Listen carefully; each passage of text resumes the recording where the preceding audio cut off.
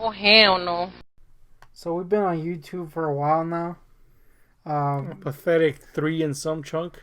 Yeah, and we're still getting nothing in return. To be fair, it's our fault. It really is. We insist on being disgusting individuals. Gruesome. Cussing. I feel like our gruesome factor has only grown. Oh, it's grown exponentially. The moment we found out that we got cut out of the partner program because we fell right at the wrong time when YouTube changed the rules and they cut us out because we didn't have the exact requisite. Yeah. That's when we just said, fuck it, we're just going to do whatever the fuck we want. Gruesome. Gruesome as hell, and it's only gotten worse. Yeah, it's gotten pretty disgusting. So one of the early things that we did that was disgusting was eat a pumpkin. Oh, yeah. We did some food challenges, which was a thing that happened. I mean, it still happens, but we did like one. We did it after it was a thing already. Oh yeah, we did. We always late to the show, mad late on purpose, mind you. But like we did drank the True Blood. Yeah, like over 10-year-old. Over 10-year-old True Blood thing, and I hadn't drank any sweets up to that point in my life for a while anyway, for years. So it was sickening. We did a mayo sandwich, which was grotesque. A mayo sandwich. They were not good videos, but whatever. We're finding our footing. Yeah. But we did do a Halloween one where at the end of the Halloween period, aka end of October, I would eat a pumpkin that was rotting. Yeah. Video by video in front of us. Pumpkin smelled like farts, dude. Yeah, pumpkin straight up turned black. Yeah. Inside. It was gruesome. Grotesque. And moldy and black on the inside. Awful. Mushy.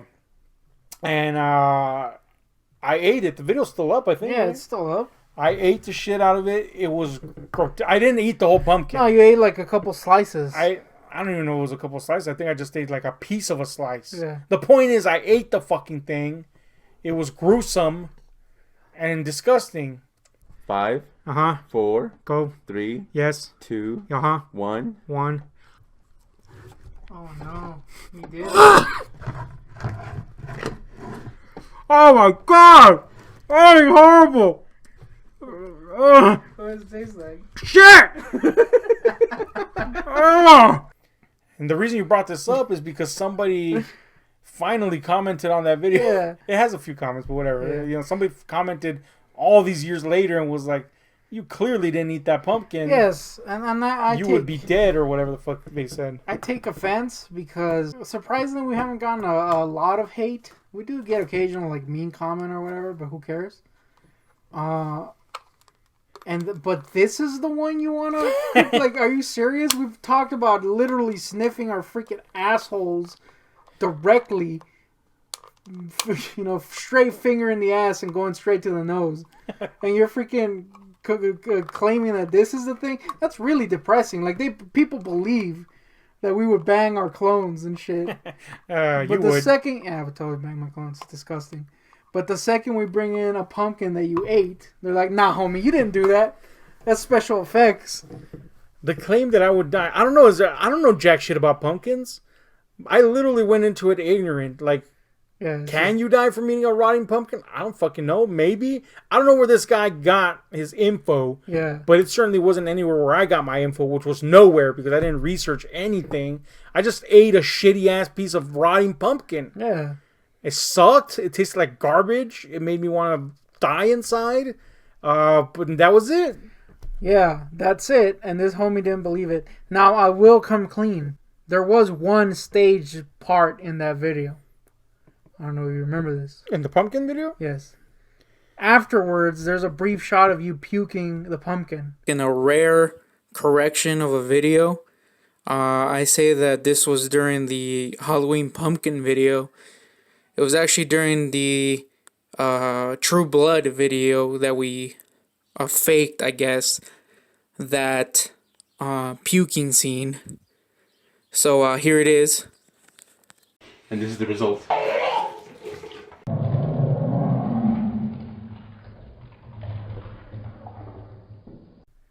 And we did kind of try to make that, because you did actually puke it.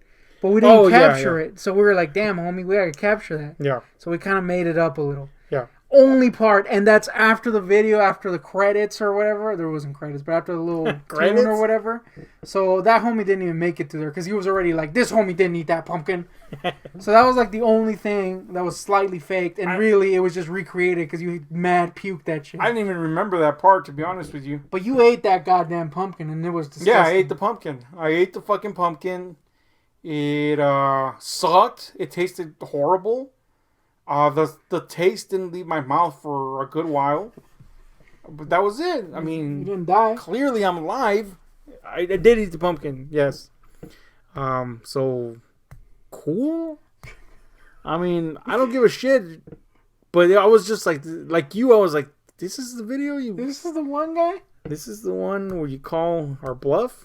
When I clearly on camera ate the fucking pumpkin. Dude, you mad ate the pumpkin. I feel like there was, even back then when we did the quote challenges, or the few we did, there was some that we could have easily faked.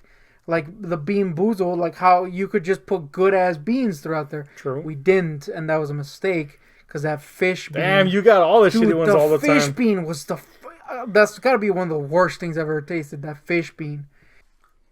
Oh! Oh no.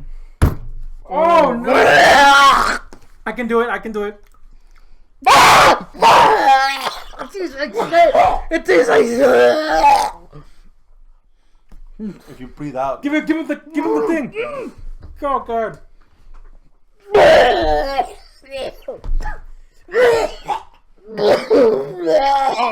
Oh Oh, god. puke is coming, dude. I'm not even trying to puke. I'm good. Oh, you got it? Oh, good. Look at that shit. Why did we bring water?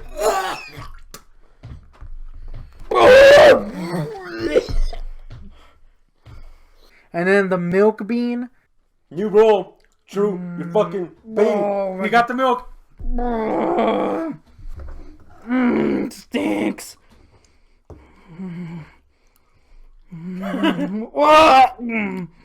Oh, not on the bellies.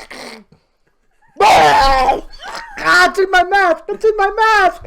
Ah! Ah, that stinks. The fucking eggs. I can't. What the fuck? Dude, the smell. It's worse when it leaves your mouth.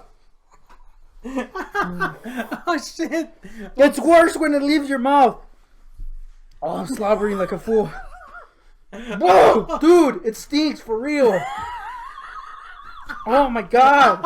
Oh shit. My mouth freaking reeks now. You didn't even have to watch Y'all that. gotta smell this. Okay, here we go. Oh god! Oh no! Wow. It actually- Imagine that in your mouth, It dude. literally smells like spoiled milk. Oh my god, it's so bad. I can't do it. I can't swallow that. It wasn't initially awful, but it stayed in my mouth for like days, dude. And I brushed the shit out of my mouth. I was like shockingly lucky in those bean You were boozled like ones. mad eating like delicious ass beans. Meanwhile, me and freaking Guardian were dying. I got some shitty ones, but not as many as you guys. The fish, dude. I didn't get the fish. I don't think I got the fish anyway. Awful. The point is, I didn't get we what you could've- got. Yeah, we could have easily faked that one. Didn't, but we could have. The freaking True Blood, you could have just drank some juice.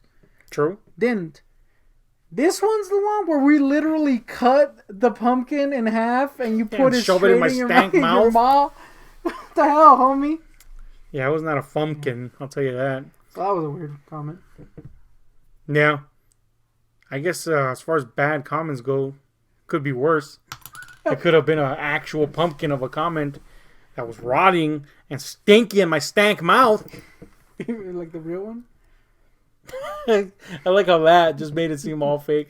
Yeah, no shit. No, it was a real pumpkin, and it really fucking sucked. If you see the videos before that video, you'll see the pumpkin rot. Yeah, like like every single video we did. That It wasn't month. a fake pumpkin. Who would make a fake rotting pumpkin? I believe the beginning of that pumpkin was in Clowns on Clowns, the classic that Logan recently found. Oh yeah, you think you're right. Yeah, because I remember that it started with you, dude. I want to talk about this real quick. Early on in our yeah, I was about to say career and laugh out loud in our YouTube stint. We tried to like actually plan videos. Oh yeah. If you look back at our slime $10 Slimer review, it's like actually has a little bit of scripting in there. We didn't write it, but you know it's planned out and there's some editing and it was kind of set up. So we did that a little bit, and then we just kind of gave up on that because they were like super stilted and weird. It was not good because there was none of what we have when we talk to each other. None of that was present. It was just us saying things. Yeah. So Clowns on Clowns was like a freaking pivotal moment because though it is a shitty video. Oh, it's a terrible video. But it was a turning point. It was a turning point because we were literally about to kill each other. That was like that was probably one of our longest shoots, homie. Like we did the clown makeup and all that shit, and then we sat there and we had this perfect plan of how it was gonna go, and then we turned on the camera and you were mad flubbing every 2 seconds. Yeah. And then I didn't even get to come in. That's how shitty you were at starting it. Yeah, see the thing we learned there was we couldn't plan our stories and conversations because they're only enjoyable or funny when they're intended to be, when they're just natural and they come naturally. So like nowadays, if you have a story to tell me, you usually won't tell me until we're in front of the camera. Yeah. And likewise me, although I sometimes make the mistake of telling you the story and then I try to do it in front of camera and it just doesn't work. So we end up not using that. So that's Clowns on Clowns taught us that because we had a whole fucking array of gags centered around our experiences with Mexican clowns. But none of it gelled because all that was at the forefront of our minds was how to present it. So it just blew ass. So it literally, the video, if you haven't seen it, starts with how it was supposed to start. This creepy intro with the pumpkin in the front on fire and you're lit by it. That's a little intro. It even has like an edited together like horror montage of clowns because this was during the clown craze. Mm-hmm. And then after that we're like, so we're going to do this, but boop, stinky! And it didn't work. Now, after that, I actually ended up looking through the footage and piecing it together and it actually ended up being pretty funny. So there is the unedited Clowns on Clowns in there. That being said, this goes all to say is that freaking pumpkin was there, damn it, and it rotted in front of people's eyes. That pumpkin rotted. It did not taste good. Nah, homie, I was definitely not gonna eat that shit. You were weirdly game for eating that pumpkin, homie. Yeah, I don't understand why. What was there to gain? Nothing. We weren't monetized. We still aren't. No. We didn't have any viewers back then. Yeah, like this was before the pre-Marcus days. Yeah, so I don't know why the fuck I was like, hell yeah, I'm gonna eat that pumpkin, bitch. Yeah. You know what? In fact, I'm gonna tell you why I was game. Cause, and we've talked about this before. One of the initial reasons was I saw this channel as a good way to start to try to repair the relationship between you and I. So I felt showing that I had, I don't know, I guess the gusto to do the thing would be like showing you I was in. That was a gruesome pumpkin, though. It was not a good point to choose to make that statement. No. A statement which, by the way, went largely unnoticed because pumpkin overtook everything. It really did. Including my mouth. Yeah, that was a weird period. We did have some fun ones. Like I liked the one where we ate Asian treats and shit. Oh yeah, that was actually a fun video to make. I don't know if the video's any good, but it was fun. I also think, and this is no hate on our boy the Guardian. The Guardian used to be in a lot of our videos. Most of which of them are gone because a lot of them were wrestling videos, and some of the other ones are just gone because they were lame. But We've done some cullings. that had I think he was here so sporadically that whenever we were with him, it would kind of like stymie the flow. You know what I'm saying? Yeah, like I feel that he's kind of He's very awkward in front of the camera. yeah, like I mean with us off camera, he'd be like mad ripping ass and being funny and shit. Yeah, he's fucking. Yeah, that's the thing. Oh, that's the thing, and that's the shame of it all. He's fucking hilarious. He's like, his stories are the funniest stories I have ever heard. And it has nothing to do with the content. The content's pretty mundane. It's the way he tells them. It's just fucking funny. But put a camera in front of him, and that was gone. Yeah. Like, he could not. And I don't know if it would have gotten better as time passed or not. I think so because there were several, like when we're doing a lot of the wrestling videos, there was a couple, like at least 2 or 3 where we he was just hosting at that point. Mm-hmm. And there was several that were like one of our funniest videos at the time. And it was just him being so annoyed with the product that it was funny. Yeah. So I think if he had more time to Relax. yeah, a little. to be around and just relax, it would have definitely been funny. Like I think there's a couple videos that are pretty funny where like the versus videos where we had him come up with weird scenarios as to why 2 things would fight. Those were funny because it was just him coming up with shit on the spot. But yeah, he unfortunately never got the chance. He never got used to it enough for it to. It took us a while to imagine somebody that's here only every now and then. But yeah. It was a weird. There was also a lot of tension back then. Yeah. Like, especially from you. I rewatched our Ghostbusters video like a couple weeks ago. Boop. I was mad hostile. Not towards Al, though towards Al a little bit. But mostly towards you. It was kind of awkward to watch. And it's weird because, like you mentioned, we should like react to it, but it's stuff that I don't know that if it would be perceptible to people. You know, I just know that that's how I act when I'm mad. Right. You know, so that was like, woof, stinky. Yeah, you're very staunch in opposition when you're mad. Like, you'll go the exact opposite just out of principle when you're mad. That's just one thing you do when you're mad. But yeah, I remember there was several times when you just straight up like, I mean, I'm not trying to make it seem like it's your fault, but it was tense enough where I was like, I can't, you know what I'm saying? Like, I'm not going to get anywhere. And it's only going to get worse, either from me or from him. So I would just walk out, which ironically, in your eyes, would be fuel to your fire. You know, as you would later reveal to me that you hated that I would just walk away from a potential argument.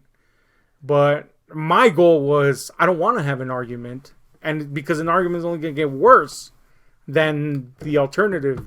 But I think, again, you were so dead set in your, like, antagonism, I guess. Well, that you were like, I think that I'm going to be angry. Yeah, I think that there was so much, like, kind of shit we hadn't even talked about. Yeah. A lot of stuff we still haven't really talked about, you know. But at the time, it was, like, really fresh, you know. There was details that weren't known, and I was just freaking angry about everything. So, yeah, it was kind of weird. And then it even led to a point where our boy would confuse just regular playfulness for us being, like, mad at each other or whatever. Yeah. Like, talking about Hornswoggle. And he thought we were hating each other. He was like, nah, dude, we're just talking about the swag. Which, in all honesty, is, like, not good when people can't tell if you're if you're angry or if you're kidding. So I'm sure that didn't help with his comfort levels, you know. Yeah, that too.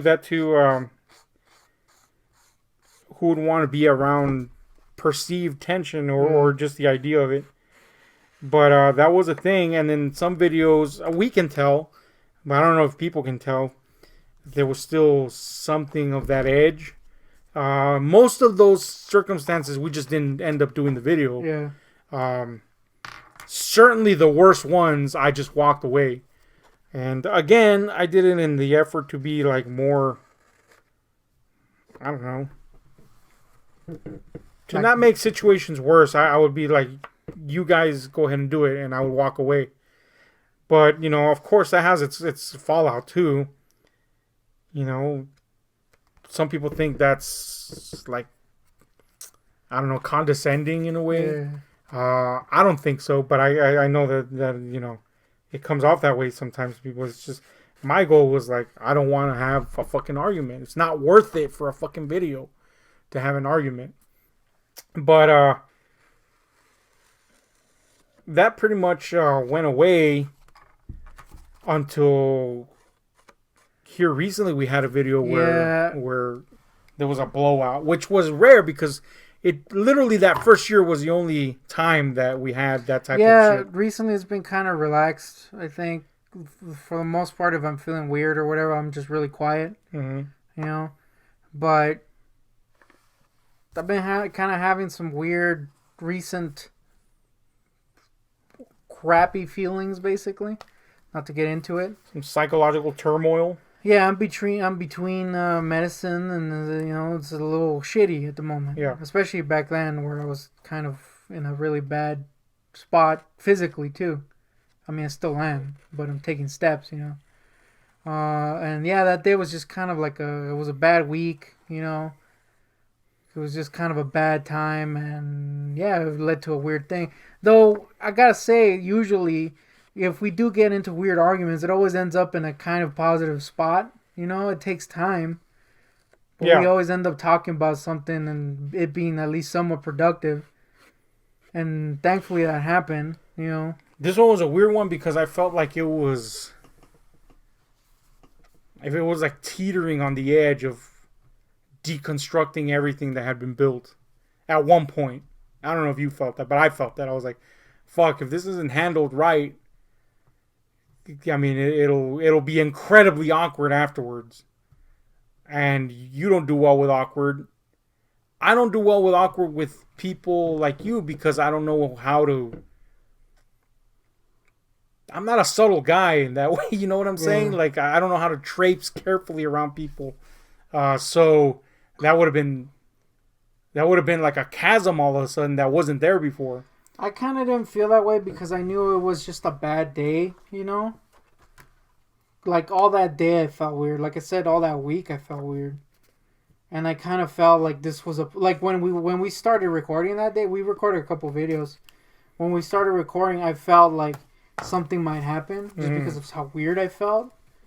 So I was just kind of like out of it, you know? I didn't want it to happen, obviously. Mm-hmm. But, you know, I was just so kind of freaking, like I said, so out of it that it just ended up happening. I was like, damn, that sucks. But I knew that it was just because I was in a really shitty spot, you know.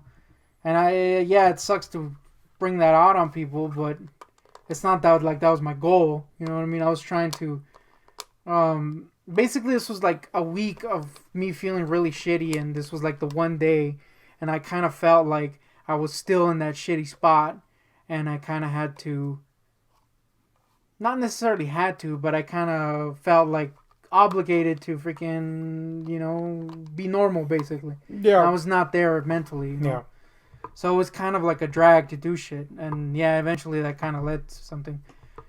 But really, it was just because I was kind of like mad stressed out. I was like super depressed, and I had an upcoming thing that was kind of important that was kind of weighing on me. It was one of those conversations where, and I'm sure everybody's been there at some point, I know I have, where people are talking about something and you begin to internalize things.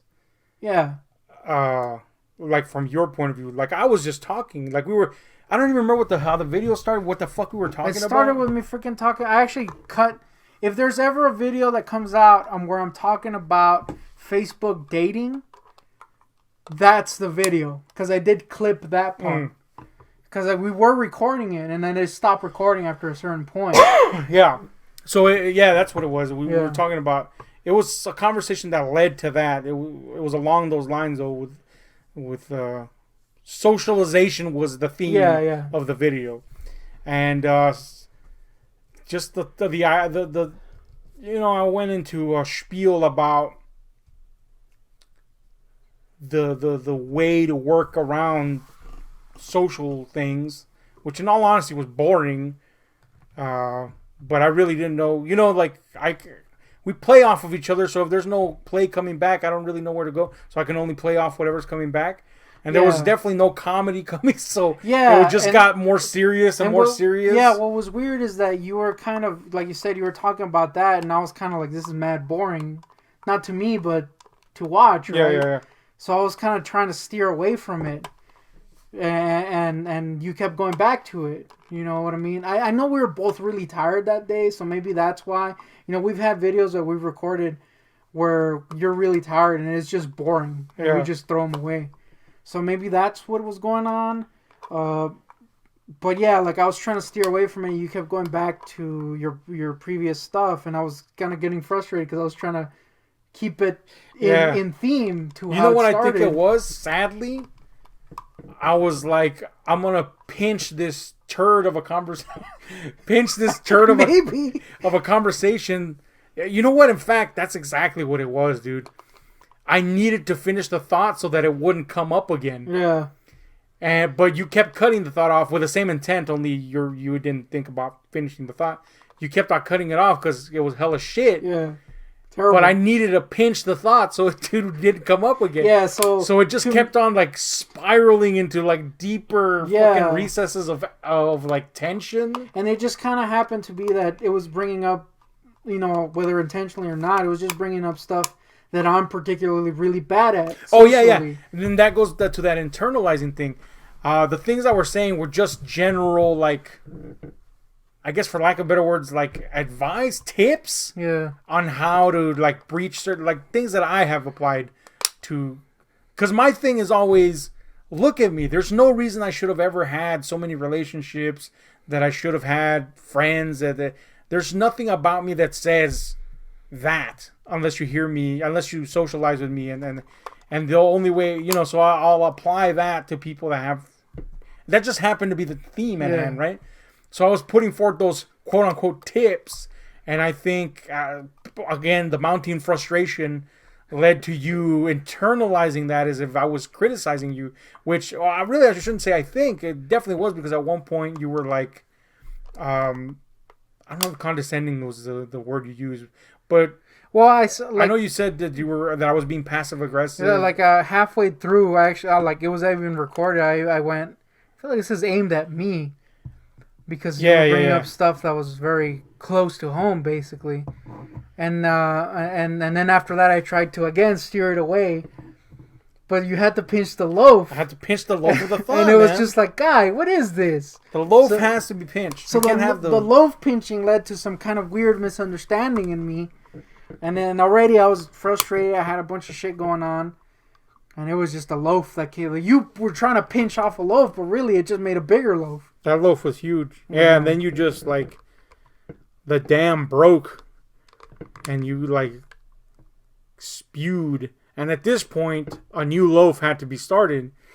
Because at this point, for me anyway, there is no walking away.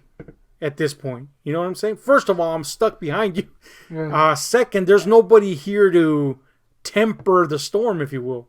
Like if fucking Guardian was here, then I could leave, and tempers would kind of like subside, and I could collect my thoughts and stuff. But there was none of that. There's no buffer. Yeah. There was just, this guy's fucking pissed. He thinks I'm insulting him. Or jabbing at him or whatever, and now I have to deal with having to correct that thought. The problem is, in doing so, I could potentially bury myself deeper because he's not in the mood to hear it. Even if it's like, dude, no, that's not what I'm doing. Definitely not in the mood to hear that. So it was a hairy road, and it was still very tense for a while.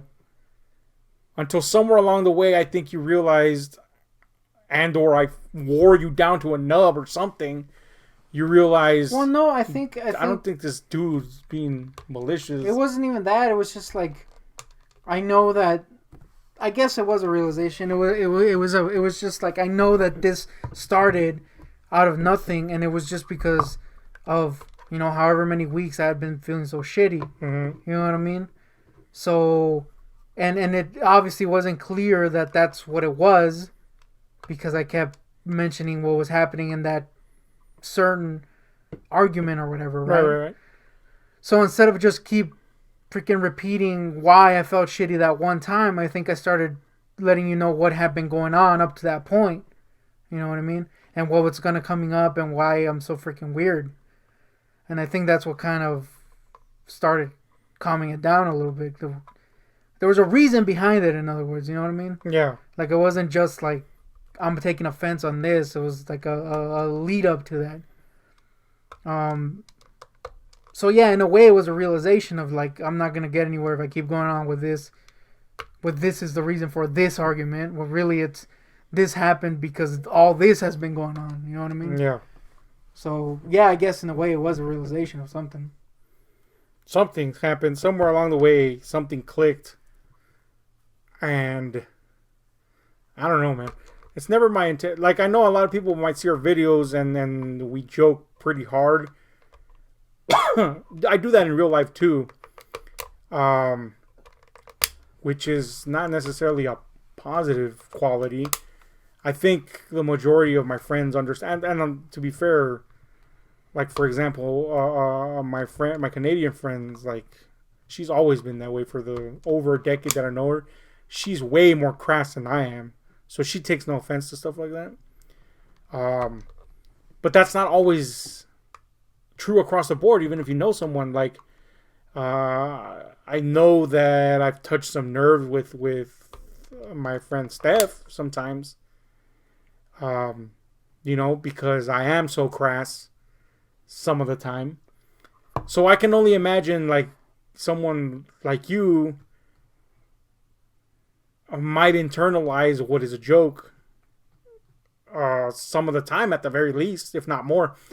So, but I mean, a joke is whether it's crass or not, is way different than like some, you know, implicate, or, you know, what someone might think is an implication of something else.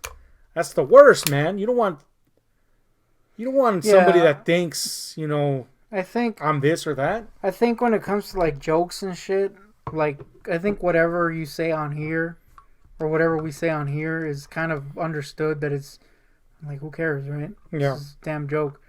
And for the most part, the way we talk is that way. I do think that because the tone went from being really jokey to mad weirdly serious and again mad boring, I was kind of like, this is weird and this has gone somewhere else. You know what I mean?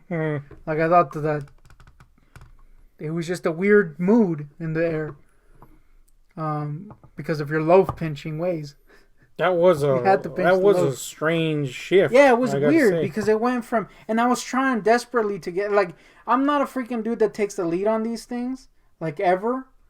But I was desperately trying to get it back to what it originally was, because I had more to say about that. And you know what? That's another thing. I don't know if the video started that way, or if you just took the lead naturally on the conversation later. I think you started the video, right? Yeah, I did. That's another thing. I usually start the videos because, again, you kind of have it's rare that you start a video. Yeah. Because you're more of a reactive type than anything. Yeah. So you started that one, and when you start videos, I don't know where you're going. Yeah. You know what I'm saying? I don't know. I don't have a lot of footing when you start videos. When I start videos, I don't know what you think, but I think your reactions are like the funny part of the channel most of the time. I'd say like over 95% of the time, that's the funniest part to me. So it works. You know what I'm saying? I could be mad lame in a video, and you pointing it out is the funny part, you know? and it work when it clicks on both sides, it's even better. Yeah. But the point is, when you start a video, I don't know where you're heading. So from my point of view, it was like, all right, this is a funny part now. Oh, now he's talking about more serious thing. And then I started to pinch out or the loaf, dude. to lay my loaf. Yeah.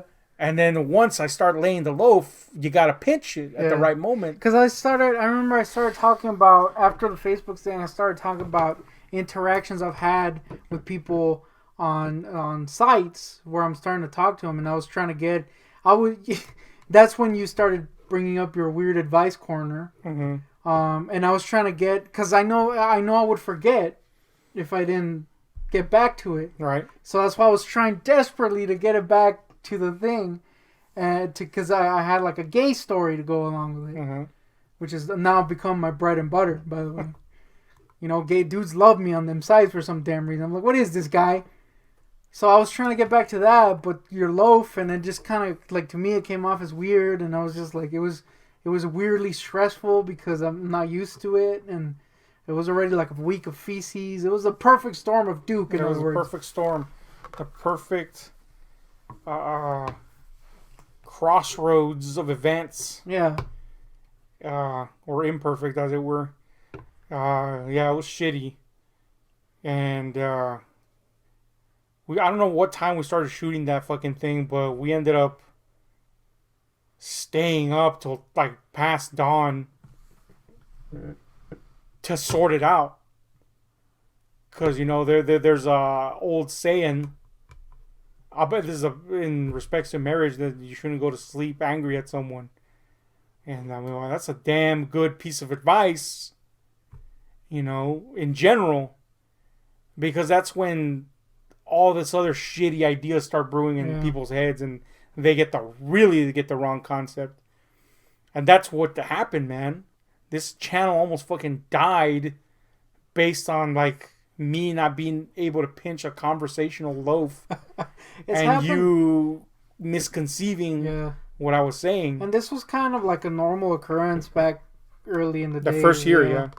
But it was volatile back. That's the thing. Yeah. Back then, I had just gotten out. That's the thing. Like, with this one, it really wasn't like me trying to be a douchebag or anything. In fact, I was trying to avoid that desperately, but your loaf, and it just came off weird, you know, to me. A mad loaf. And I feel like I was just kind of holding a lot, because I'm one of those people that freaking doesn't speak about shit. Mm-hmm.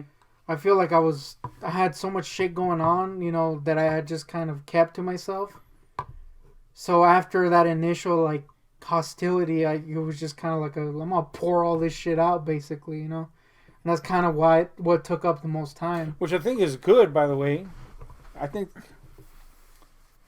we've had off camera, we've had conversations like this before. By the way, one of the ones I remember the most was you having a sudden anger thing, not a fit, but, you know, it was similar that we were just having a conversation. All of a sudden, what the fuck? We were, again, very jokingly talking about wiping habits, which sounds, by the way, like a conversation we'd have on the channel. You'd be right, but this one just happened to be in normal life. And we were talking about the multitude of ways that I saw people wipe in prison. And that led to us discussing our personal wiping techniques. Mm-hmm. And then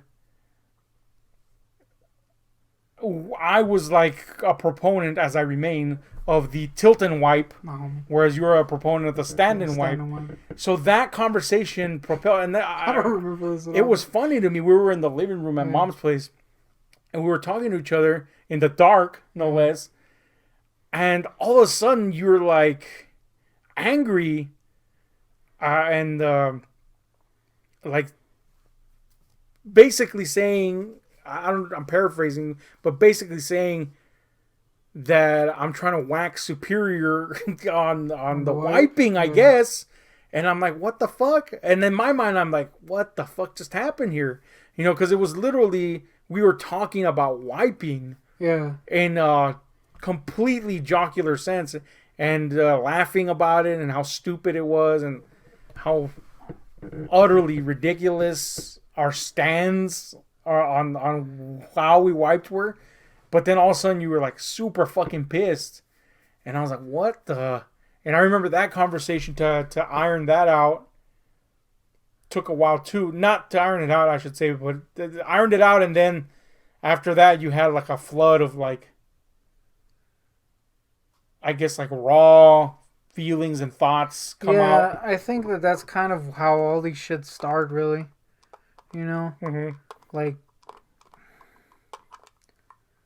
I don't know. I just have such a hard time talking about that shit. You know, I think the whole family does, except for you. You're kind of the most open, I guess. But even then, you still keep a lot to yourself. You know, we're just kind of like that. You know, and especially with me, because I'm so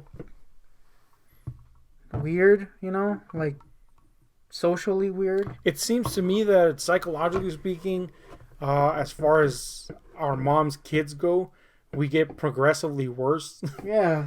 Like our older brother, who by the way is a shitty person in case you haven't seen those videos He's not good. and or heard those videos, whatever. He seems to be the one less burdened by anxiety and Yeah. He's mad ignoring depressive it. Yeah. thoughts, and that mainly has to do with the fact that he's very selfish. Yeah. So, he has kind of like this confidence that comes with selfishness. Not all confidence is selfish, but his is. And so that helps, man. Sadly, that helps him overcome a lot of potential issues. Not only that, but he does what I do and just hides shit. That too. But since he has the confidence, Yeah. it never really comes out. Or it comes out in different ways, in douchebaggian ways. Yeah. You And know? his drinking and all that shit. Yeah. Me, I used to be an incredibly confident person until I got locked up. It'll do that to you. Or it'll do the opposite to you, depending on who you are as a person. But I used to be an incredibly confident person, sometimes to douchebag levels, but never in a malignant way, just kind of in a douchey way. But anyway, I was an incredibly confident person, and that's why I can say this with confidence. That helped me overcome any issues of anxiety or depression, or because I was confident in myself. And I had a support group of people that were confident in me being confident, which is like something else. It kind of elevates you to another sphere of self-worth, shallow though that may be. Now, once I went to prison and, I was away for years, you lose a lot of these connections. So that support group is gone. You, of course, have to start from scratch with being a complete social pariah. And my confidence went out the window. My anxiety rocketed up. All kinds of fucked up thoughts, that were there before, but now are just like exponentially worse, are there. But that's the thing. They were always there. They just are now worse because I don't have that cushion of utter confidence. My confidence has grown, don't get me wrong, but it's not even close to anything that I had previous. Now you I feel are like an even worse version of that. Yeah, I feel like I never had the... You've never had the confidence. I never had... I feel like I did at some point, but it was really young. Mm-hmm. I feel like whatever event happened that put me on this road to feastdom, as in depression wise, which was very early on, 4th grade, I believe, happened too early. You know what I mean to me? Yeah. So I never got the chance to revel in some form of confidence. Yeah, or like really even mature to a point where I can deal with certain things. Yeah. So I'm kind of in a way stuck in that time, Yeah. Because it was so bad at that time that I was just kind of stuck in this crap state for a long time. So really, I think that's a big problem. I never really got the chance, like you said, to grow any kind of confidence, and especially lately and this is something that came out when we were talking, like in the past year, I've never really cared about my weight, like I'm fat. Who cares, right? Mm-hmm. But in the past like year, it actually started bugging me. Like I actually like self confidence, like whatever your self image. Self-worth, yeah. Yeah, it was just like mad low. And it had to do with weight. It had to do with the fact that, we go out and I get tired and I can't just do stuff, you know what I mean? So, yeah, recently it's gotten really bad. My inner self-worth and all that shit. Part of it also has to do with the fact that I was on medication that was clearly not working for me anymore. You know what I mean? Like you can just tell sometimes if you're ever been on depression medication, it just stops working sometimes. You can need new shit. And I haven't been on medication for a while. And I do feel better, but the weird feelings are coming up that I haven't dealt with in a long time. Like anxieties. Like, weird irrational fears that I mentioned in that video. Other stuff that isn't just depression, you know what I mean? So when you're kind of cut off from that stuff and suddenly it comes back, it's really overwhelming. Yeah. So that was a big part of it, and that still is a big part of it. Like, this is weird. I'm not even though I am kind of a weirdly emotional person at times, I'm not one to cry during movies, but we started watching Toy Story 4 with my mom, a movie I had already seen with you. Mm-hmm. And I was freaking uncontrollably crying, and it was an anxiety thing, and I couldn't pinpoint why. You know what I mean? And that's very frustrating when you don't know why something's not happening, or why something is happening. Recently, actually, Friday, I was watching like a compilation of Andy Kaufman stuff, right, that was spliced in between with the Man on the Moon stuff. And I haven't seen this movie in a while. I have no real connection to Andy Kaufman or anything. But the scene at the end where they show the funeral stuff and he's singing, yeah. I was crying. And right now I'm like, I feel like I want to cry. And that might be normal to some people. Like, to you, you're a mad crier during shit. Yeah. It's not to me, though. You know what I mean? So it's overwhelming because it's not something I'm used to. I think it's imperative to not ignore moments like that, though. And I hope you didn't. No, I was mad crying. Yeah, because, whether you know it or not, that was one of my favorite movies. Oh, yeah, we used to watch the shit of it. Yeah, we used to watch the shit of it. So clearly it left an impression enough so that... Just that scene. You still have a connection to why that is sad and why, movies and books and stuff like that speak to something in our soul. Sometimes, not always, obviously. Obviously some movies don't, but they speak to something in our soul. They draw parallels to things. Like when I watch La La Land, yes, as somebody that loves cinema and loves the idea of that, people in LA have a different connection to it because it's literally about the city also. But it's also about the relentless pursuit of art, even at the sake of sacrificing personal relationships. But then because of that, it's also about personal relationships. So those elements all gelled together in the perfect brew for me. And I drew parallels to stuff that was going on in my life then that made that like a fucking emotional roller coaster for me. The end was straight crying for me for like 30 fucking minutes. And shockingly, shockingly, when it was over, there was like this brief pause. And then you just erupted in tears, which is, like you say, very unusual for you. This was way before, I was still, taking medication. I was still in that weird, I never really react to anything phase. So, yeah, it was just, this weird, damn, homie. Yeah, and moment. you know, like I said, stuff like that taps into something unresolved in us, or so it's important for me anyway to indulge in moments like that. Sometimes it feels horrible.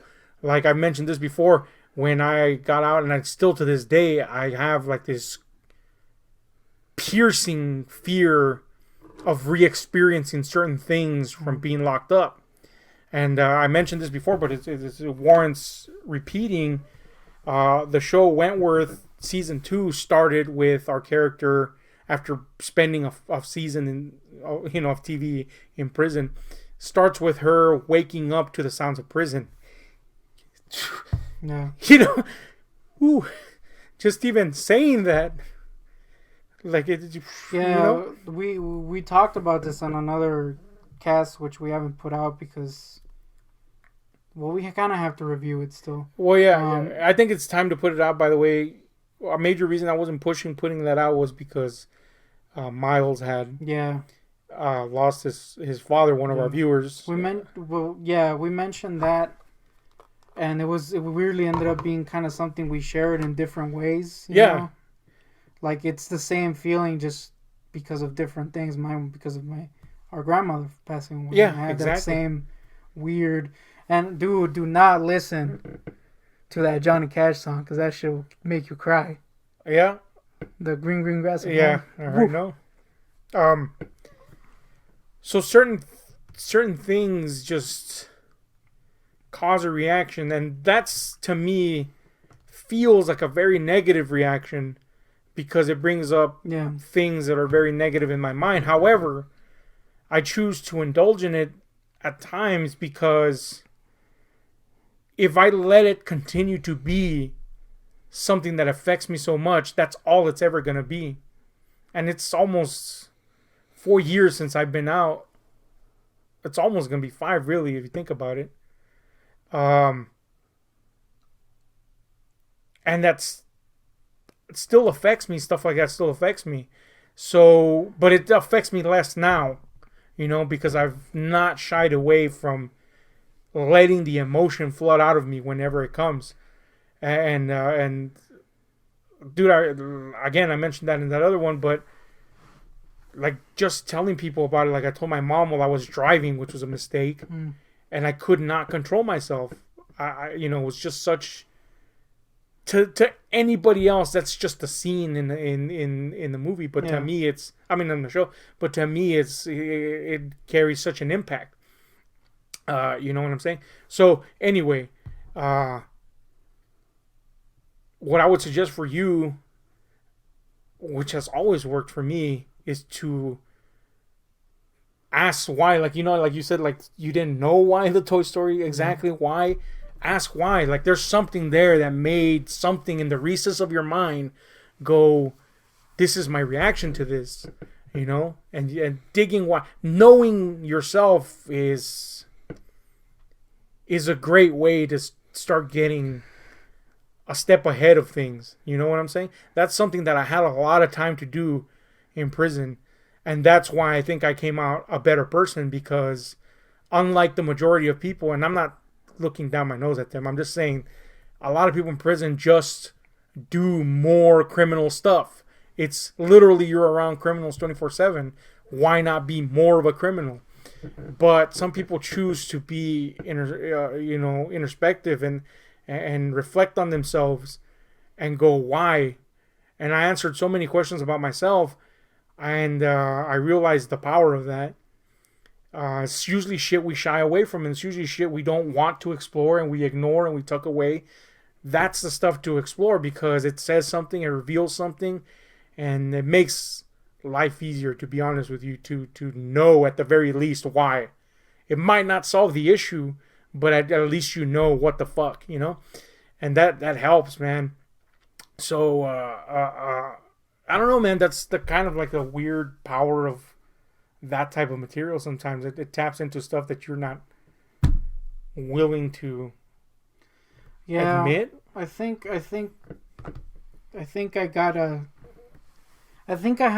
don't like it currently, because of how hard time I have controlling my emotions when I get to that point, you know. So in my mind, at least right now, I don't want to put in something that I'm meant to enjoy and it bring up several hours of me trying to control something. Yeah. I will say weirdly that with like I said, the Andy Kaufman thing, it was weirdly relieving to just let out a couple tears, and then it ends, and I'm like, okay, good. That was weirdly... Yeah, see, that's what I mean. It sucked, though, dude. I was like, oh, man, this hurts to watch. There's a cathartic element to it. Yeah. You know, of course, it's not worth indulging in something where you can never pinpoint why. Yeah. It's worth exploring it to see when and how you can pinpoint it, of course. But to ruin something, because that's another thing. That's something, of course, that's not cool, especially if you like the thing. But again, I've used this example countless times on the channel. Les Miserables. You know, it's something that, man, it covers so much for me in terms of things that I align my personal morals to, things that I see myself reflecting at before and now, etc., right?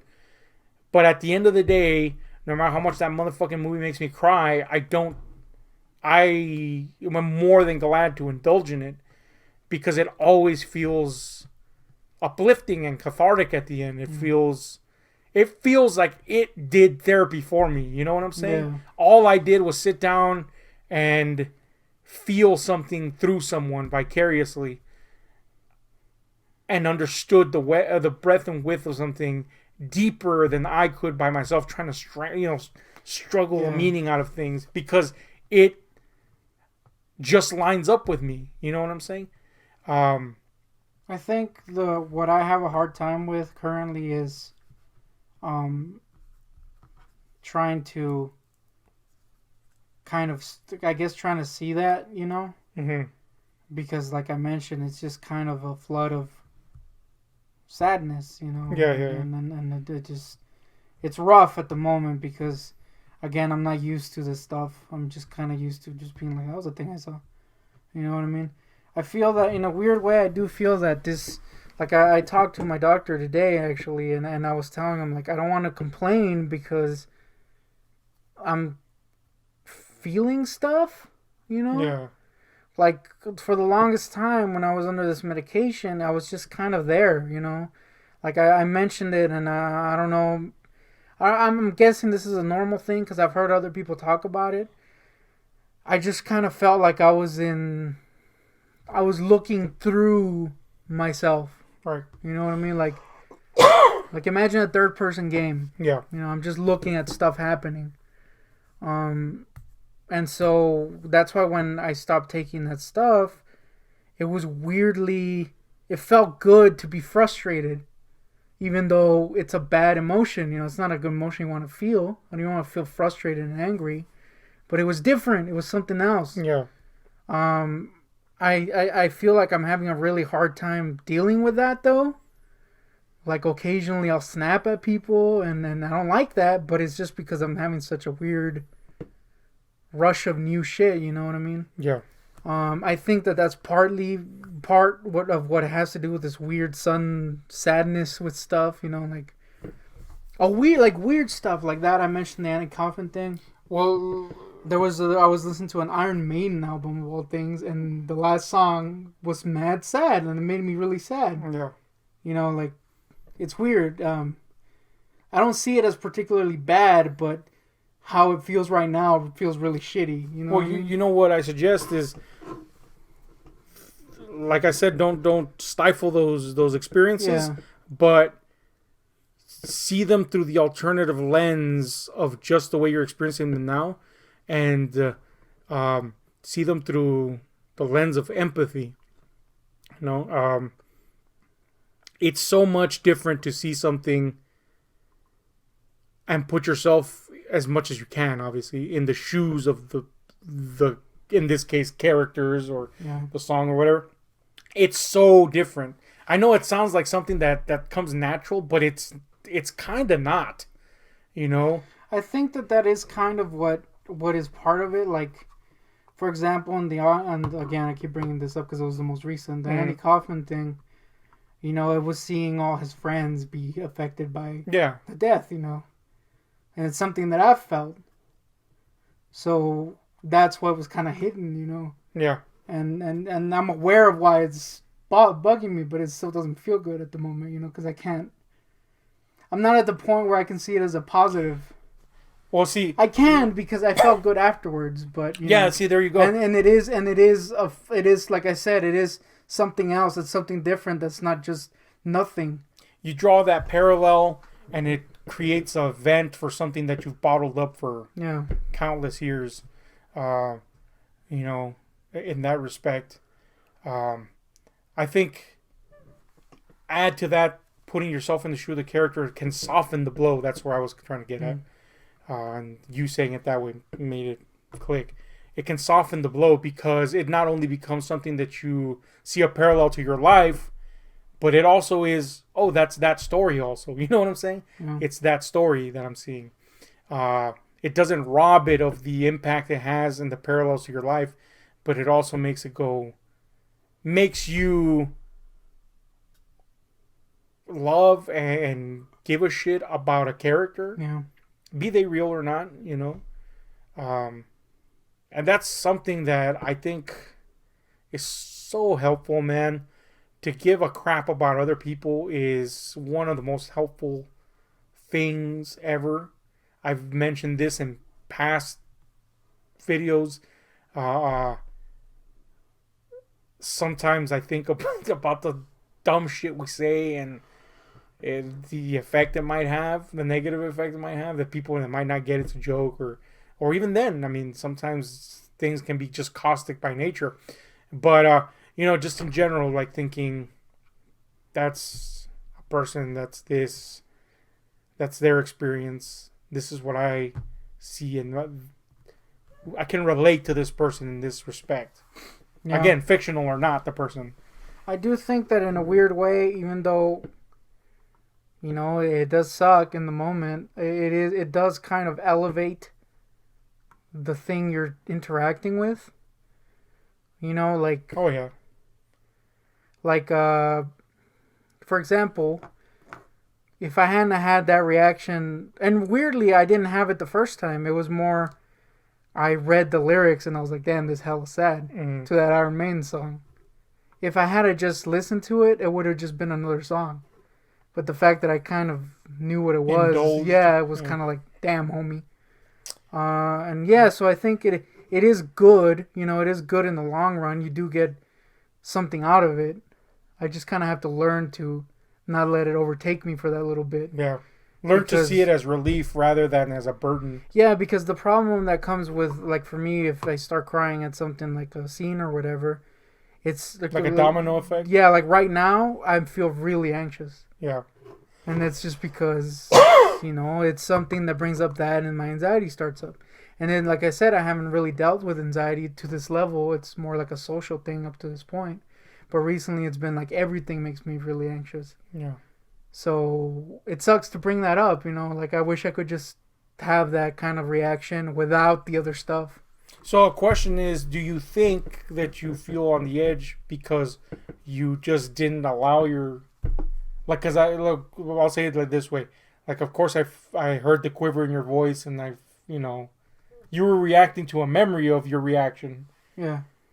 Do you think the anxiety would persist if you had just let that reaction happen? I think to a point, no, but yes at the same time. For example, with the Toy Story thing, I could not stop. Yeah. Like, I was freaking... Nothing was happening that was sad yet or anything. Nothing. Yeah. And I was, like, crying. And I was trying to hold it in.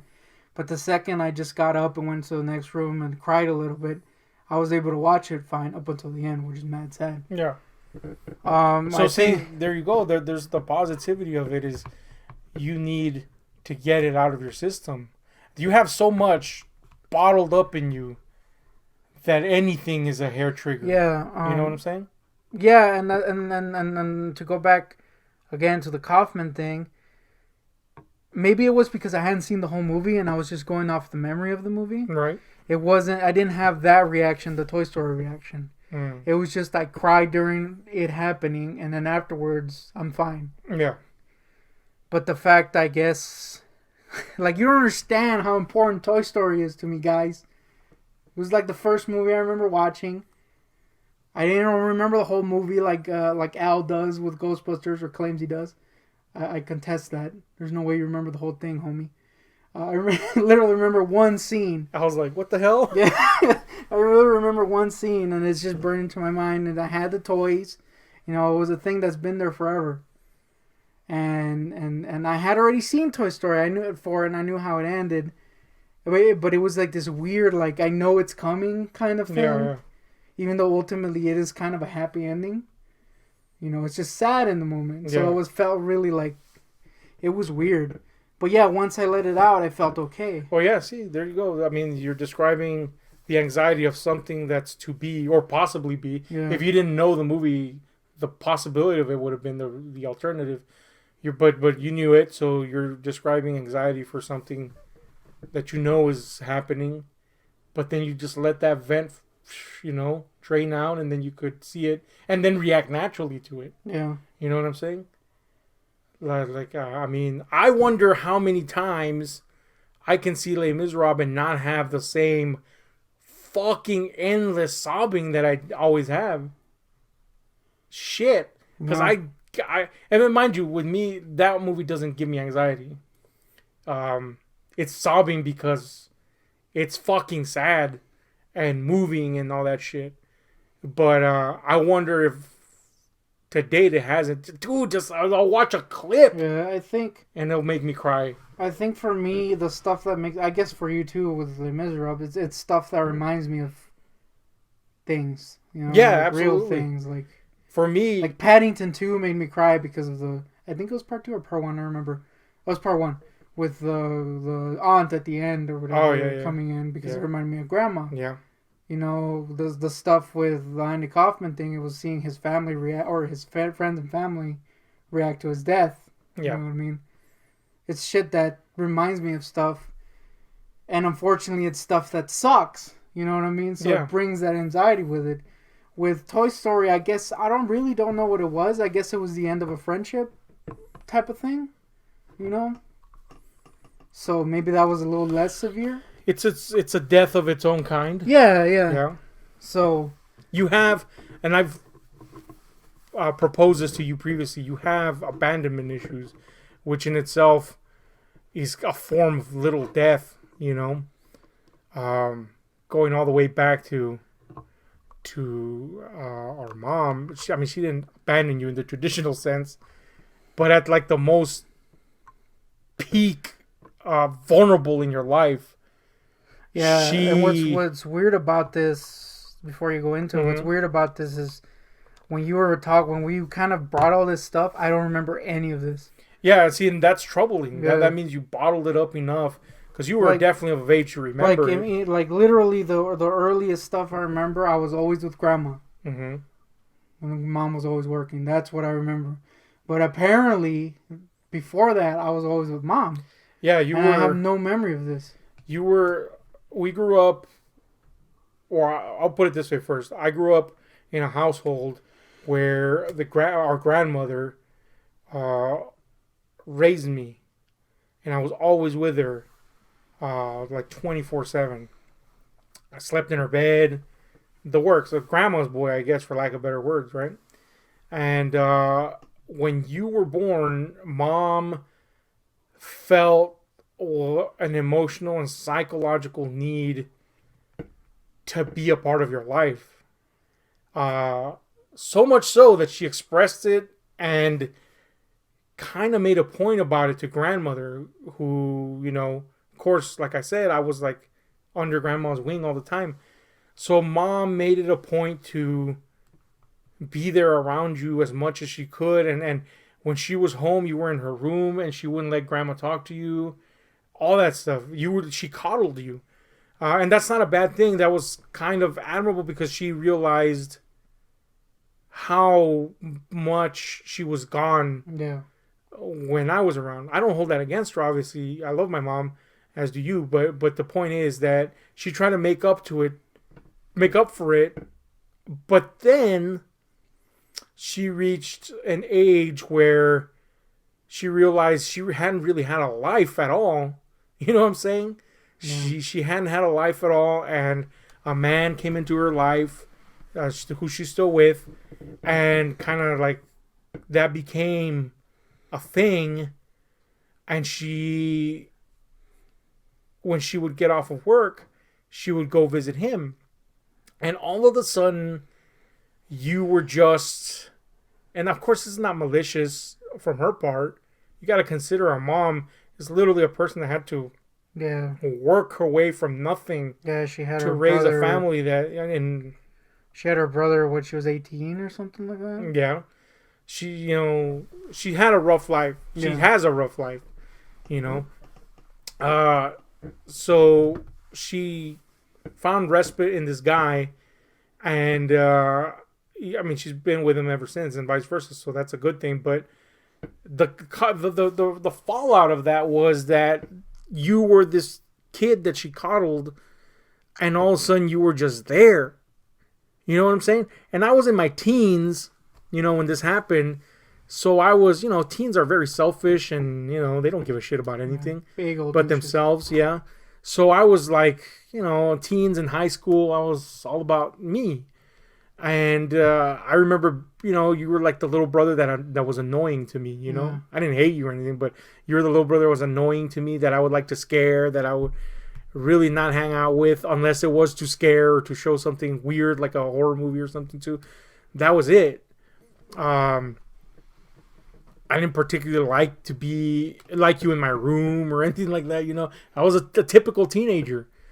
But I remember coming home one day from work, and you're just sitting there staring literally into a void, and me realizing that you had lost the one relationship that you had.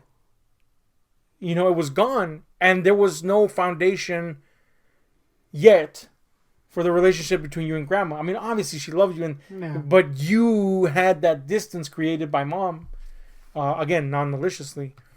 And I was like, damn, like I could see it in your face, like what the, you didn't know what the fuck, and it sucked, like it broke my heart, so much so that I went against all my teenage idiocy and was like, I gotta start letting homie hang out or something, right? And that just kind of became a thing. The fucked up part about that is that we got so fucking close, and then of course you and grandma got so close, and then she ended up passing, and then you lost that, and that was, that's an abandonment of its own. Death is, you got to realize this woman was iconic. We thought she would be around forever. Keep in mind that like I said, I don't remember any of this pre-grandma stuff. Yeah. So in my mind, I was always with her. Yeah. Because that's what I remember. Yeah. And yeah, it's weird. You mentioned that. You're right. I never thought she was gonna die. Like I was like, oh, she's gonna be 100. Yeah. It's breakdancing, I thought that when I was a kid, Yeah. And I thought that even as I grew older, she's gonna be around. I would always be like, even when it became obvious that she's in her 80s, it's clearly gonna come to an end. I would be like, she'll be around at least 5 more years, 10 more years, or something. It was always a thing, and she was a very vivacious person anyway, so it felt that way all the time. Yeah, and no matter how, because we did have a lot of warning, basically. No matter how much warning we had, it still seems like a sudden thing. Yeah. So much so that I didn't even have a reaction really until months. After it happened. So I remember the day that you guys came in and told me, and we went to a room and we were just sitting there, and I was kind of like, I couldn't even process it, Yeah. Yeah. So yeah, that in itself, unintentional as it is, natural as it is, death is a form of abandonment that people have a hard time getting over. And that's been more than proven. So that compounded on the mom thing. And then I get arrested, and you gotta keep in mind that we were tied as thieves.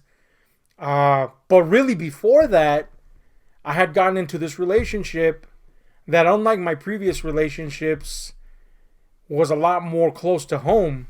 As in, literally, the person was here, right next door to you.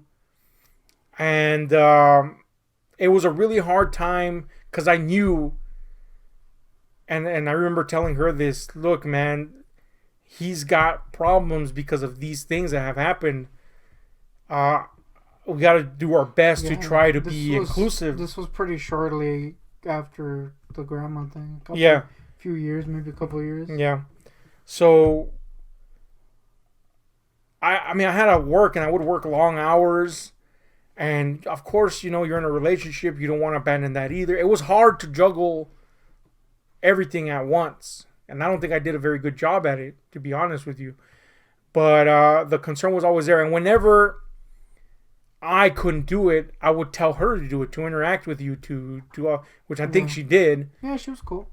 So I did my best, but already I could feel that this was something that would kind of pluck at your mind, and I'm sure it did. But then to get arrested on top of that and disappear completely, yeah, that was the big one. That's the ultimate one. So you got like several instances of people in your life that were important to you, provided some form of stability in whatever sense, quote unquote abandoning you, not in the worst way possible, which would be fuck you, I'm gone. But still, that sucks, man. Imagine the anxiety that can rise from one instance of that. Yeah, and these were all pretty close together too. Yeah, compound all that shit together. I think also I've never mentioned this, but I think part of what is a problem with me right now, and it's not something that, like, you know how sometimes you have like thoughts or whatever, or beliefs that you know aren't necessarily true, but for some reason in your mind it's like canon. Yeah. Even though you know it's not true. Like, I think that, you know, in the time when you were away, when you went to your planet, Poochie style, I had kind of a... It was weird because I had some really dark moments, but I also had kind of, like, after the first couple of years, I had kind of a social stability. As in when it came to interacting with people. Right. Like, I didn't have that weird anxiety. I had friends online that I would talk to. You know, I could go, you know, I would play with people on Xbox and it wouldn't be a big deal. Right. Whereas now it freaking terrifies me. And in my mind, I guess, somewhere deep in my mind, I feel like that was a good time just because I was able to do that, you know? Whereas now, even though I know that this is not the reason, in my mind, sometimes it pops in where it's like, damn, homie here, I can't do that anymore. You know what I mean? Like, it's something I know it's not true, but it pops in every once in a while. And it sucks because I know it's not true. It's really just like this weird social anxiety that's back at full force for whatever reason it may be. But I guess because it was during those times it was good, you know, like it pops in, like this is what's changed, when really a lot has changed. You know what I mean? Yeah. So, yeah, that's weird and it sucks. It's also kind of like, if you think about it, kind of like the human mind has a means to adapt to just about anything. Doesn't mean those adaptation techniques are good. Yeah. It means that it's what needs to happen at the time. So, to use my end of the spectrum, I had to adapt to a completely different, you know, environment and style of life and all that shit.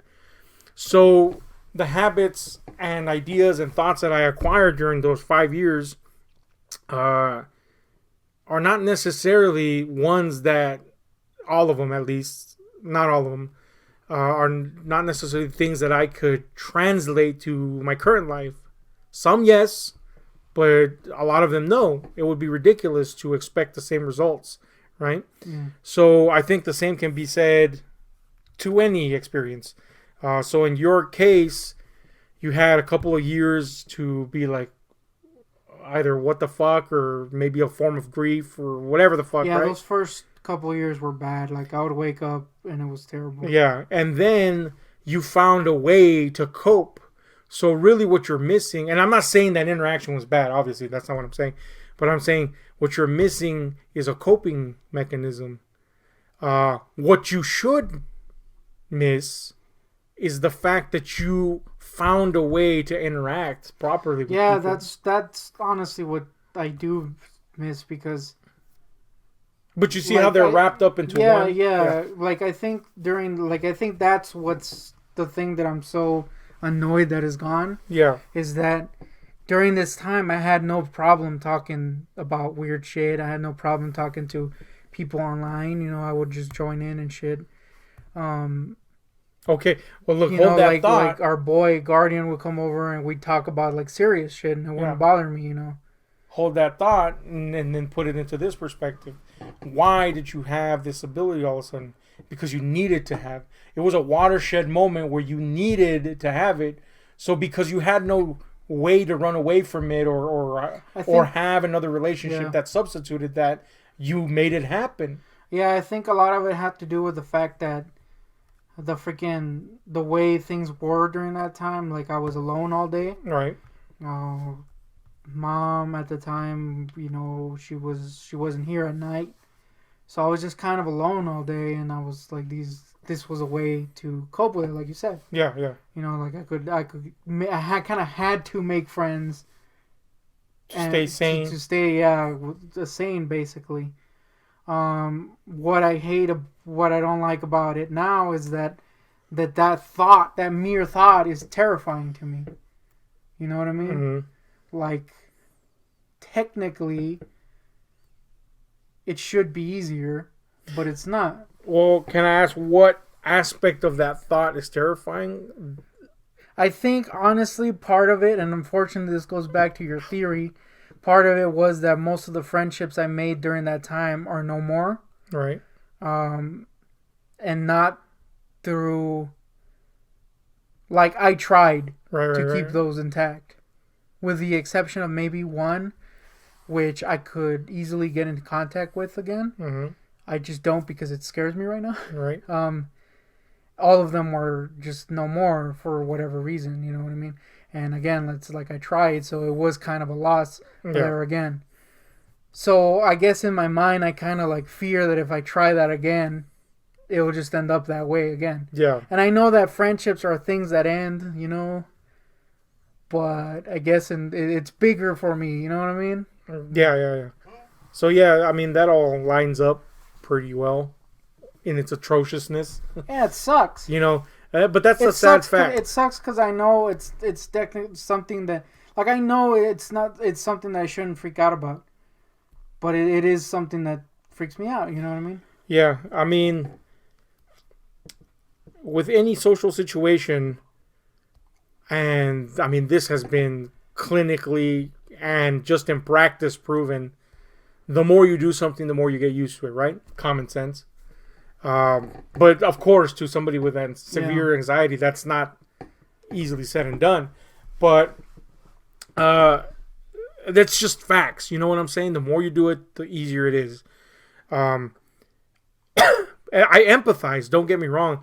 I have, because of experiences, been locked in a cycle of fear about certain things in my life, which sucks, and I hate it because it's the antithesis of who I am. Yeah. You know what I'm saying? I hate that. However, being conscious of it allows me to at least stay in some sort of emotional control of it, and that allows me to plan, which I think you're getting better at, by the way. Allows me to plan to attack in some form this particular problem. And then once you attack, that's doing it. And then you attack again, and that's doing it, and eventually you get used to it, and it begins to not be such a big issue, right? So, the sad fact is that people are flaky, you know what I'm saying? That they're not always around. You know, I had some really, really tight relationships friendships before I got locked up, and some of them hung out for a couple of years, and that's more than you can ask for a person, really. But at the ass end of those years, not many survived. You know what I'm saying? And if they did survive, the majority of them did not survive in the same way. Yeah. They were not preserved in the same way. A great example is The Guardian. And that mainly has to do with me, to be honest with you. Because when I returned The Guardian, our former co-host, he was my best friend since like 2001, around there. He was my best friend. Him and another cat were my best friends, period. I would not put one above the other. They were just the people that I loved to spend time with. Of course, I include you in my best friends, but you also are the brother, so that's above. Blood is above the friend thing. But anyway, he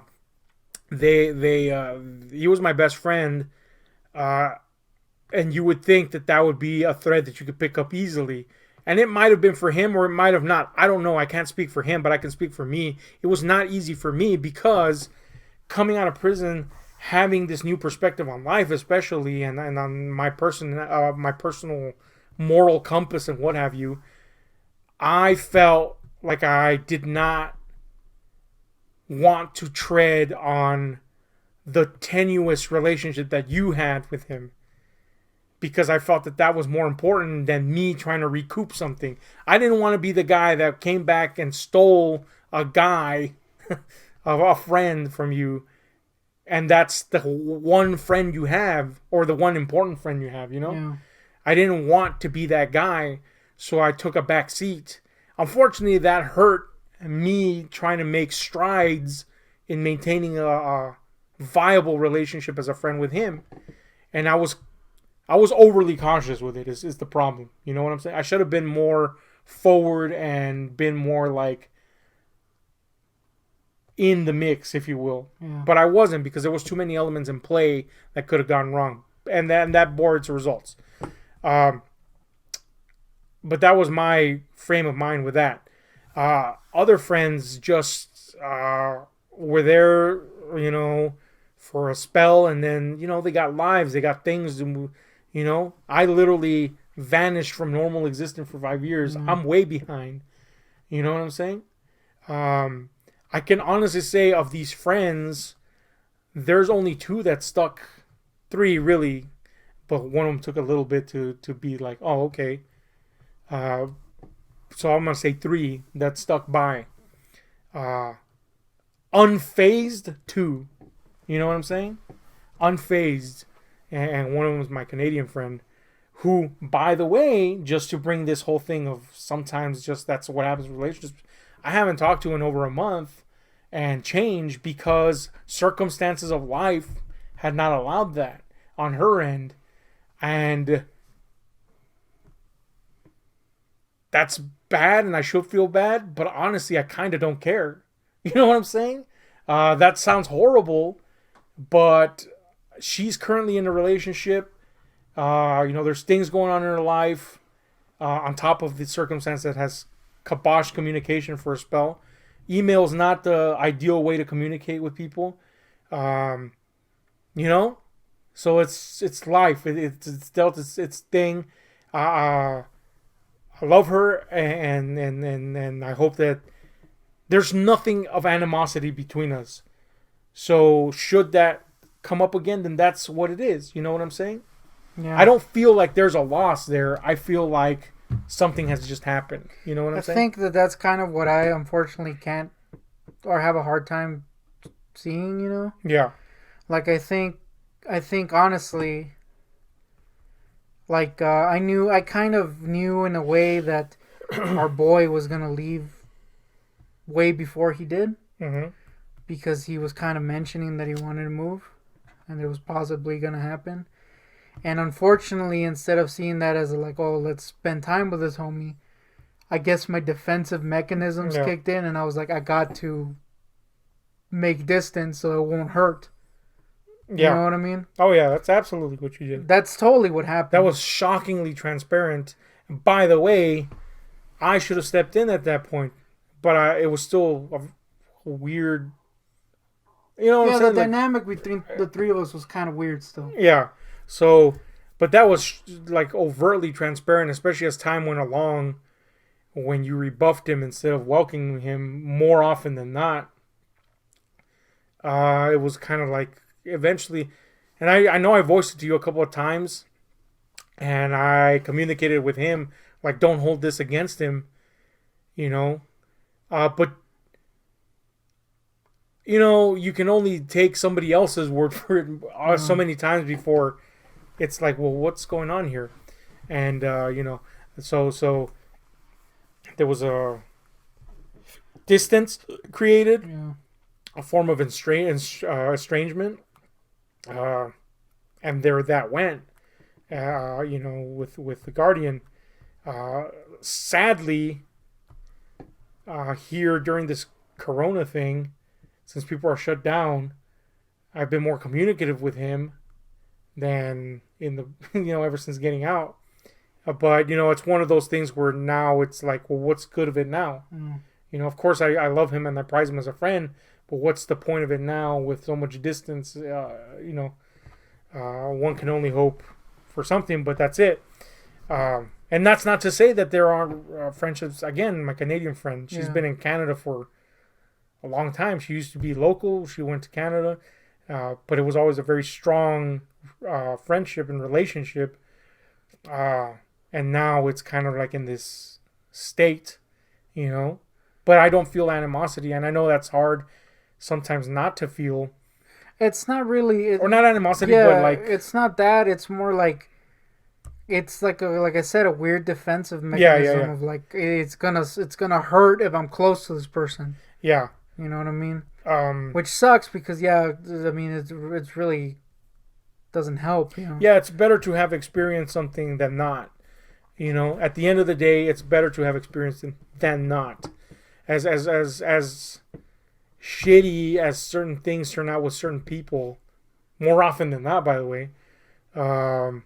At the end of the day, short of that experience being something god awful, like truly god awful, like they fucking stuck a knife in you or some shit, then more often than not, you can see things, fondly. Even sometimes it takes time. You can see things fondly. I will say, it is something that I kind of want to work on. I have like started talking to someone who was a friend back in the day. Back in the day, it was like last year, who I would just kind of hadn't been talking to because of this weird anxiety. I just didn't feel in the spot. You know what I mean? Yeah. Thankfully, they're very understanding, and that is something that I want to mention. Is thankfully, I have vast opportunities to make very close friends that unfortunately I haven't taken yet, and it is something I want to change. I'm very thankful that Logan and Marcus are very, and then Miles, of course, are very patient with me. You know, I think they know what's going on. You know, it's not me trying to be mean. Yeah.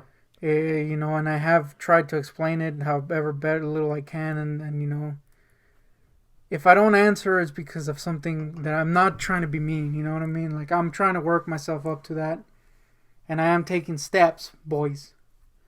Because I do think that there is something there. You know what I mean? Like, these are dudes that obviously like our freaking our humor.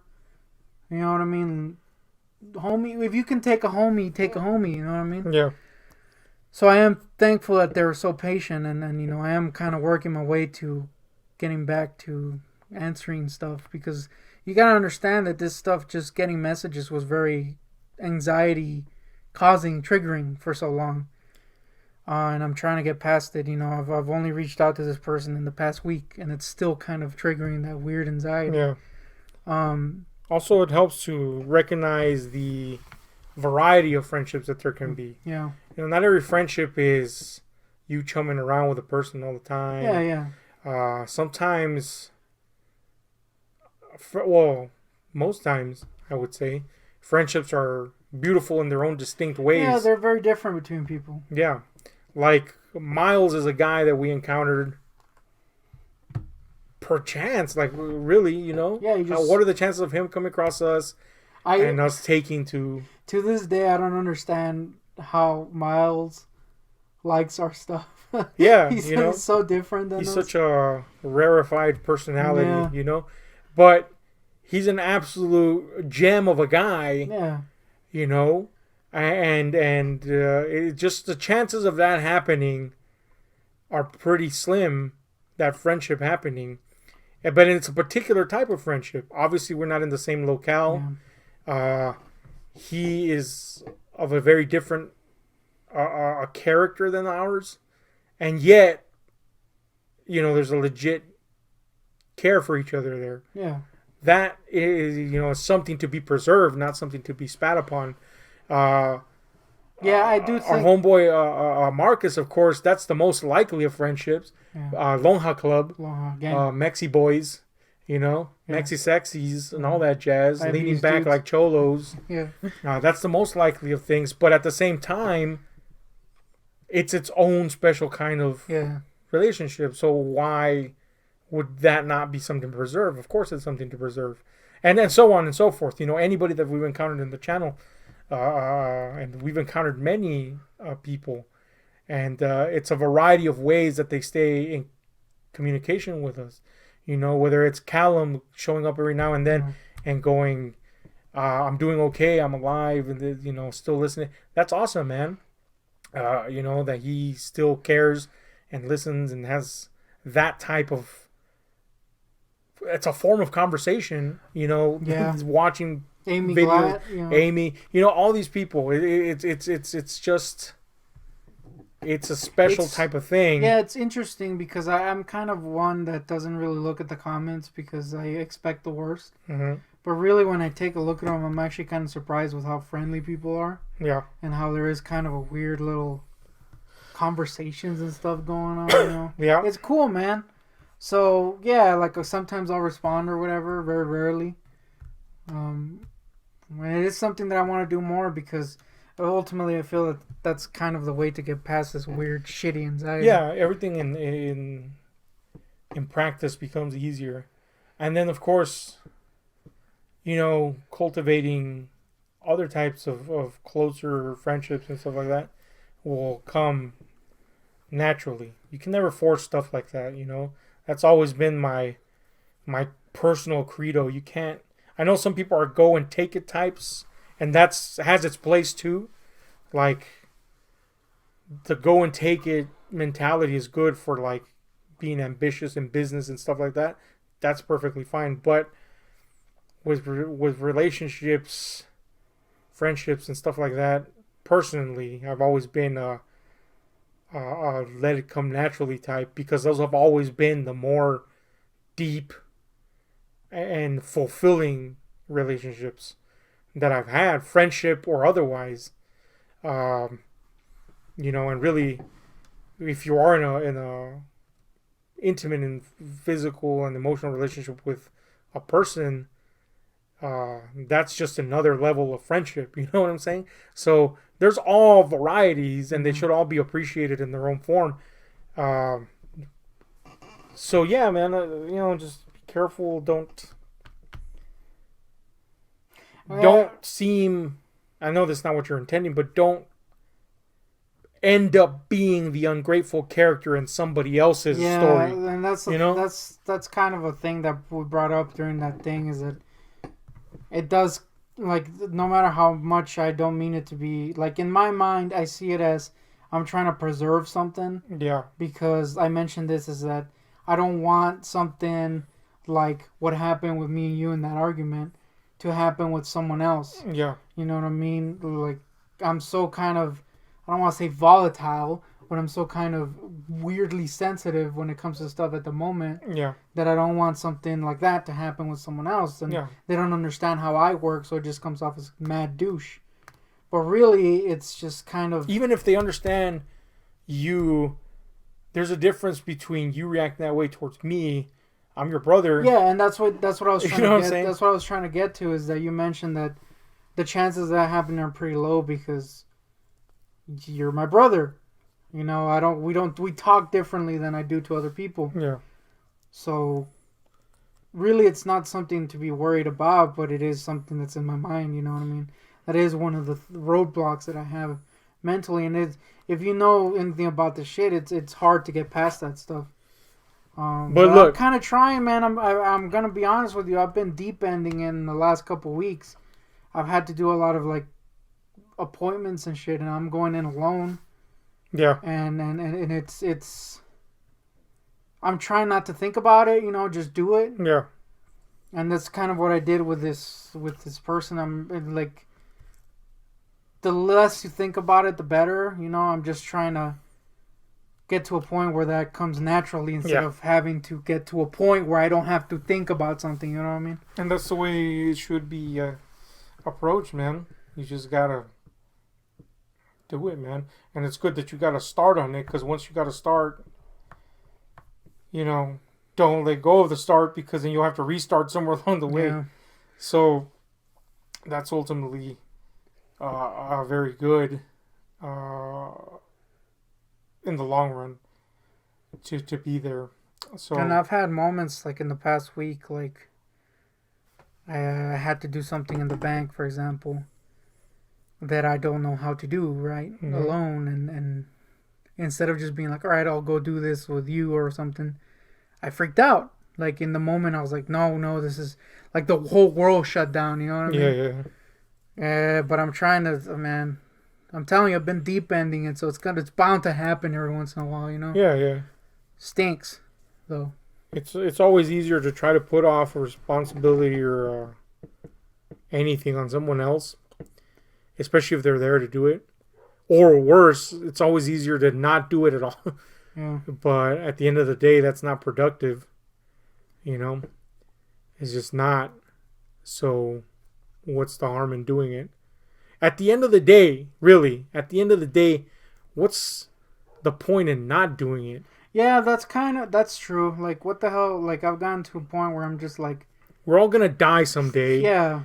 Really, this mortal coil means stinky. Nothing, unless you're thinking about it spiritually, which most people don't anyway. You know, what's the end game here? Might as well make it easy for yourself. Yeah. As easy as possible, you know, which is not an easy life, but you know, why make it worse? So anyway, it's been a long-winded chat about a bunch of long-gutted guys. God, worst way to exit something. Stinky. Anyway, thanks for joining us for yet another Schmodcast. Nope, we're not the Schmodcast. Another podcast. Could probably make a better movie at this point, though. Oh man, it's not good. Anyway, Kevin Smith. Thank you guys for joining us, and we're out. This music, story times, all kinds of shit for you. Anything goes inside the night, woke up with corpulent dudes. This music, story times, all kinds of shit for you. Anything goes